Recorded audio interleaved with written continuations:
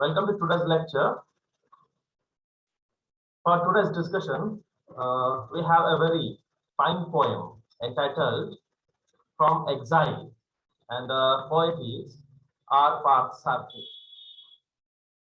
As the title indicates, From Exile. Here, exile means living in isolation, living in loneliness. As the title indicates, the poet R. Parthasarathi shares his personal views in the present poem. Right. So the poet feels himself as an exile, as an alien in some outer atmosphere. So the background of the poem is that R. Parthasarathi lived many years in England. Right. He settled there for many years. But during his stay in England, he feels himself alienated. He feels himself lonely. Right. He feels that he is away from his country, he is away from his culture, he is away from his people, he is away from his language and all of that. So he feels loneliness in some other country like England. So he hates England and loves India and particularly Tamil Nadu, that is Telugu culture, right? So that's the background of the present poem. Let's go to the next slide.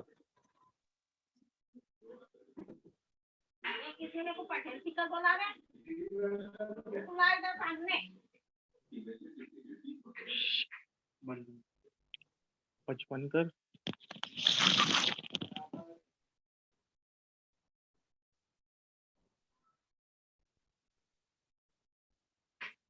निकल उधर चिलकना है.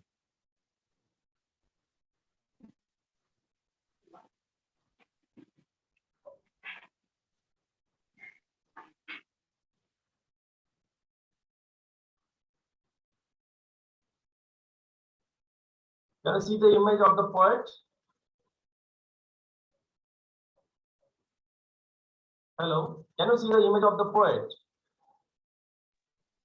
Yes, sir. Yes, sir. R. Parthasarathi is the poet, that is Rajagopal Parthasarathi.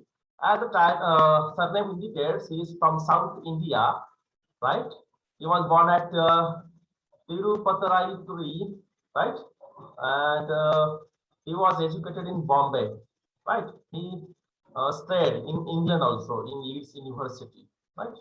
And he was a British Council scholar there. And he was a lecturer in English literature in Bombay for 10 years before he joined Oxford University Press in 1971. If we focus Parthasarathi's career as a poet, he is a bilingual poet, right? So he wrote basically in Tamil, and later on he translated most of the Tamil poems in English. As well, he wrote many poems in English language directly. So he is bilingual poet, and he loves his Tamil culture very much. And his poems are poetry from Leeds, then Halley, then 10th, 20th century poets, then Rough Passage, right? And he was the runner-up for the Commonwealth Poetry Prize in 1977, right? Many famous poems are there written by Parthasarathi as Encounter, London Magazine, then Poetry India, then Quest, right? And he was awarded as Ulka Poetry Prize in Poetry India in 1966, right? So if you go through the poems of R. Parthasarathi, we just have a common theme, and the theme is that is of cultural problem, that is cultural conflict. Cultural dilemma is there. Here, dilemma means confusion. What to do? The person has no idea. He is confused. That means dilemma, right? So here, dilemma is cultural. As I told you that Parth Sarthi spent most of his years in England, and while living in England, he missed his Indian culture, his Tamil culture very much. So he feels that he should not came to England. He must have been in India. So a strong attraction for Tamil culture, a strong attraction for India creates a confusion in his mind, whether to stay in England or whether to go back to India. That was the confusion, dilemma in his mind. So it created alienation. Here alienation means loneliness, right? Loneliness. So during his stay in England, he feels alienated, lonely. No friend is there, no relative is there, right? So search for identity, and living among the English people was not a comfortable thing for our Parth Sarthi. So he missed his culture, he missed his language, he missed his friends, he missed his relatives, right? So search for identity, he feels himself as an exile, alien, right? Some outsider. He sees himself as an outsider because he feels that English culture cannot absorb our Parth Sarthi like that. So he has a strong attraction for Tamil culture and Tamil roots, right? So according to Parth Sarthi, his roots are Tamil, his roots are Indian. So that is the main theme in most of his poems. And I told you that he lived many years in England, but he always missed his motherland, India, and especially Tamil culture. So he suffers from cultural dilemma, cultural problem, right? And on one hand, he dreamed of England as his future home. He came to England for a better future, right? But when he started living over there, he feels that English and English people are more hopeless, right? And English language with English culture and his medium of expression, he decided in the beginning. But later on, he feels that English language is not sufficient to express his own emotions. So he started writing poems in Tamil once again, right? And he loves his Tamil culture very much. As a result, a double alienation. Here, double alienation means living in England in isolation, in loneliness. Is one isolation, one alienation, and second is that he is away from his own culture, his own root, that is Tamil culture, right? So this thing, this suffering, this conflict, right, between his past memories means the days spent in India, the days spent in Tamil Nadu, right? So he always lives in flashback. He always lives in his past, right? So he loves his past in India rather than his future in England, right? So he loves his past memories, right? Like that. So alienation, search for identity, homesickness. You must know the meaning of this word, homesick, right? If we are away from home from some days, we started missing our family, we started missing our colony, we started missing our village, our city, our people, our culture, our language, like that, right? That is called homesickness.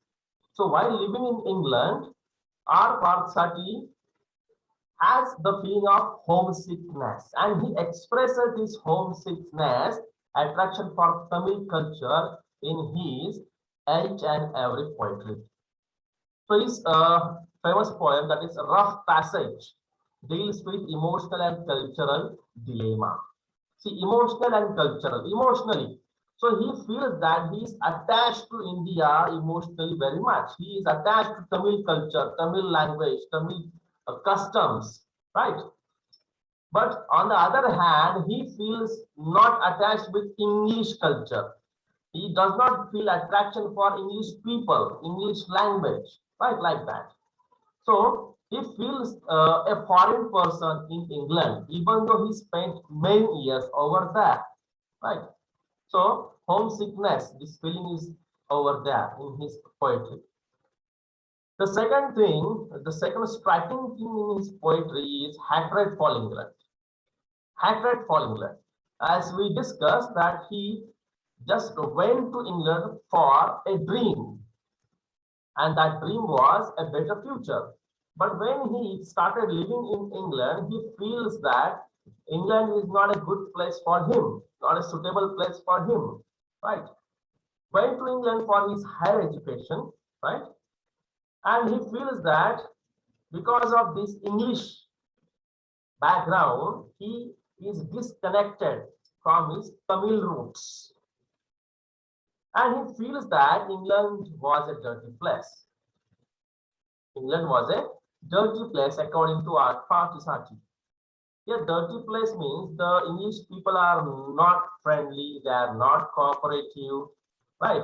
And the English people always look Parthsarthi as an Indian, means as an inferior person. So here we can have the hint of racism, color problem, right? Race problem. So indirectly the poet hints that the English people consider themselves as higher because of their fair color, right? And the English people insult, or let's say they do not have friendly attitude towards black people. So our Parthsarthi is a black person for the English people. And that's why our Parthsarthi don't get a proper behavior, proper attitude from the English people. And that's why he feels that he has no friendly relationship with the Englishman. And that's why, as a result, he feels lonely over there. He has no relationship over there. And that's why he calls English people and England as a dirty place. A place where dirt of racism is there. Dirt of color problem is there. Right? And our Parthsarthi rejects this kind of narrow-minded thinking of the English people. The other thing he wants to highlight is the arrogance of the English people towards Indians. Arrogance. And the result again, the reason is again the color problem. Right? So according to our Parthsarthi, the English people are quite unfriendly, rather arrogant towards the Indian people. So Indian peoples are insulted because of the racial feeling of the English people.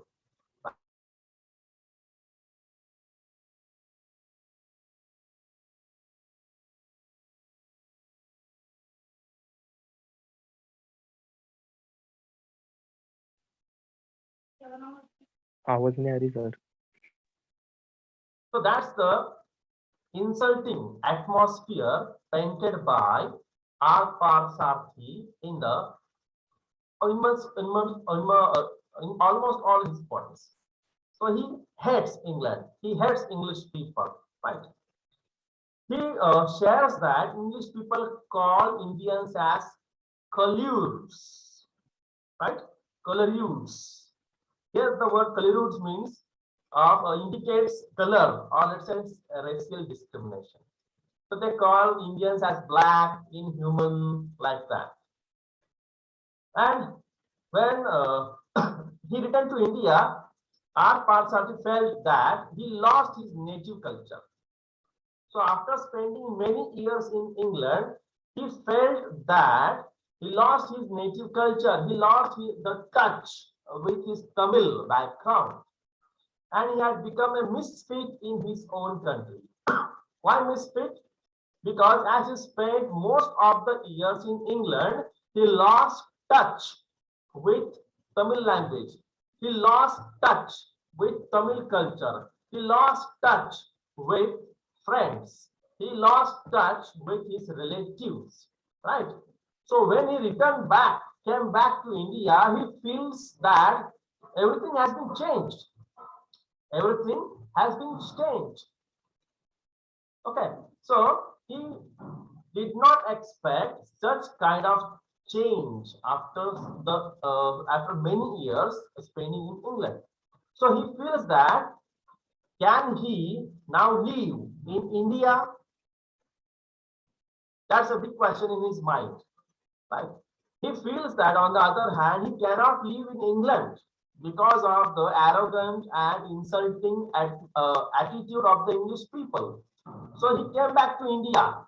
But when he came back over here, he feels that each and everything has been changed, right? And why there is a change? Because many years have spent, right? And he feels that as each and everything has been changed, can he adjust himself in such a new atmosphere in his own culture, that is Tamil culture, right? So he feels socially and culturally alienated, lonely. Socially means no friends, no relatives, no cultural touch, no language touch, right?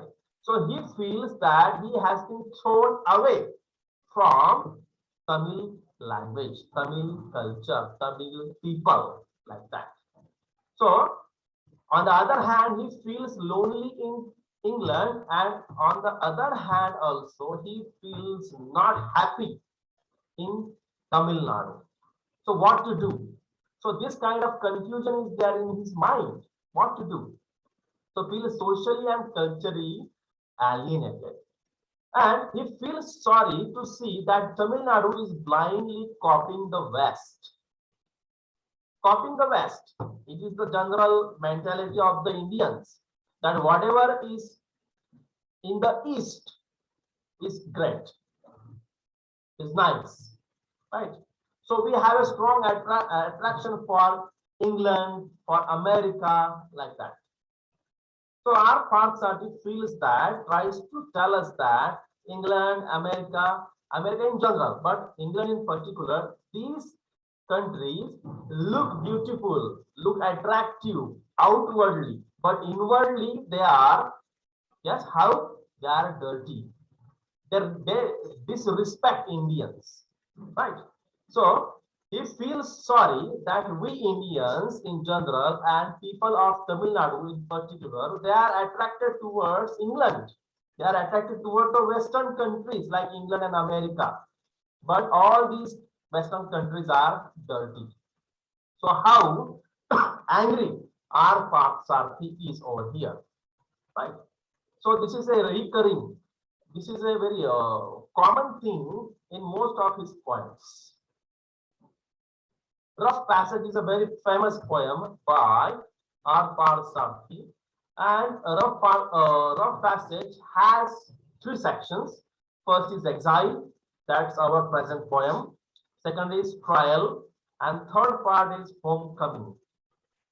Right, homecoming means returning to home from other place. That is homecoming. Okay, Ghar Vapsi we call it. In Exile, that's our present poem. He wants to show his solidarity condition in England. Here, solitary. Solitary means single, lonely. So in England, how he is living a lonely life, isolated life, solo life, right? And his fractured bond with Tamil culture. Fracture means, right? As though that if bone is fractured, it creates pain, right? The same word fracture he uses, and he uses over here regarding the bond with Tamil culture. He feels that his connection with Tamil culture is fractured, means is not in good condition. So these two feelings are there in Exile, that is in our present poem.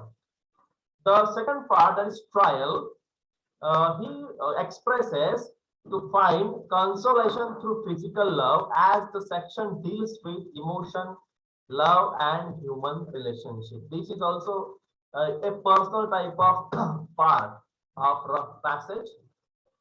And the last part is He tries to harmonize the fusion of the English. Harmonize. Here, harmonize means he dreams to have a proper, uh, friendly relationship between English people and the Indians. As Parthsarthi knows the reality that it is almost impossible, but it's a dream, right? So he feels that there must be a fusion. Fusion means what to say? Good relationship, good chemistry, right? Fusion of English language with his Tamil culture, but he finds it's quite difficult. If you go through his most of his poems, R. Parthsarthi has some views on language and culture, right? As R. Parthsarthi suffers from his cultural problem, right? Then we can call him the representative of post-colonial era from the being brought up in two cultures. Post-colonial, their colony. India was a colony for the British people, right? The post-colonial means after independence. So after independence, the period is called post-colonial era. And what happened in this period? Most of the people left India and settled in England, settled in America for better future. But after some years, they experienced that England and that America remains an alien country for them, right? So England and America are not for their native purpose. So most of the people came back to India because they felt alienated, lonely in British atmosphere, in the atmosphere of America. So we can say that indirectly that the people who shifted to England, who shifted to America, they received insult, they received inhuman treatment over there, and that's why they came back to India, like R. Parthsarthi. So we can say that R. Parthsarthi is the representative of the people of that such group, right?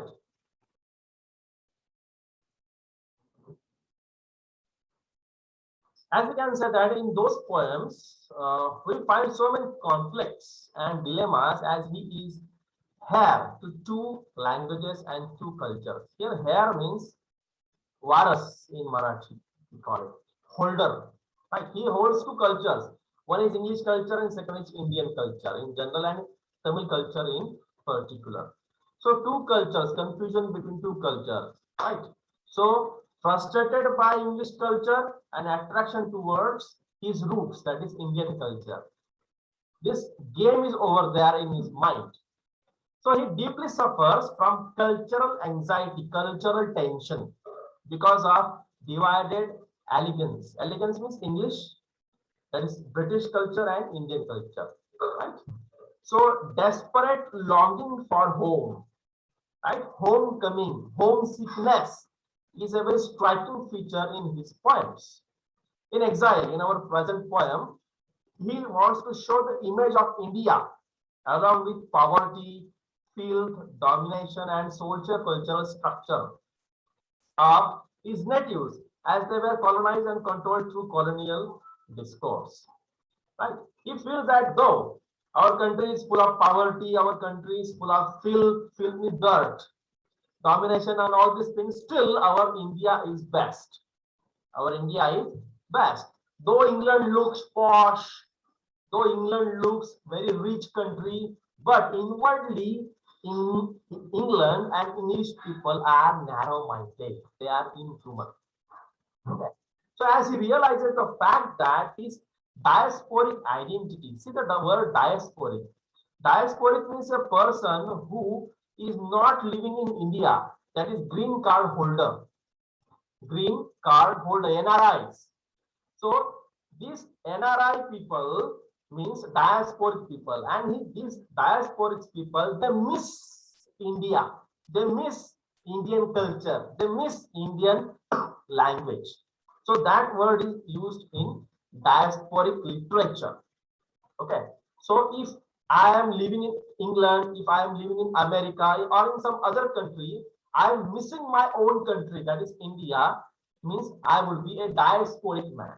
Okay, so diasporic identity creates so much problems and dilemma in him that his problems alienates from his own culture. So he feels that he is going away from Tamil culture. He is going away from Tamil culture. So what to do? So he has no answer for the question what to do, because he doesn't want to go back to England. But how to adjust in India? That is a big question in front of him. So actually, throughout exile, he wants to show his sense of alienation. He feels alienated, lonely, frustrated, with his complete knowledge of dislocation from past. Dislocation. He progressed a lot in his personal life, right? But what about his culture? He is a zero in respect of culture because he is away from his own country. That's it. So I have just shared the poem from exile, right? Over here. So the black lines are the exact lines from the poems. And as the red lines means the meanings, right? So tomorrow we will go through the poem, right? Line by line. Okay. Okay, sir. The first Okay, line sir. of the line. This is the second. I just give more information in a red line. Okay. Okay, sir. The third page. The poem is quite large in size. Okay. Quite lengthy. Okay. The next. Okay. So this is the second part of the poem. Okay. The first part that he imagines in England, and in the second part he imagines himself in India, in Calcutta. Okay. So he compares Okay, sir. the two situations: situation in England, situation in India, that is in Calcutta. So he compares both the backgrounds, right? This is the next slide of the poem. So you can guess how lengthy the poem it must be. I just gave some notes and explanations over here that would be beneficial for examination purpose, right? So tomorrow we will discuss the poem rapidly. Okay, we would have a rapid test, right, of the poem. I feel that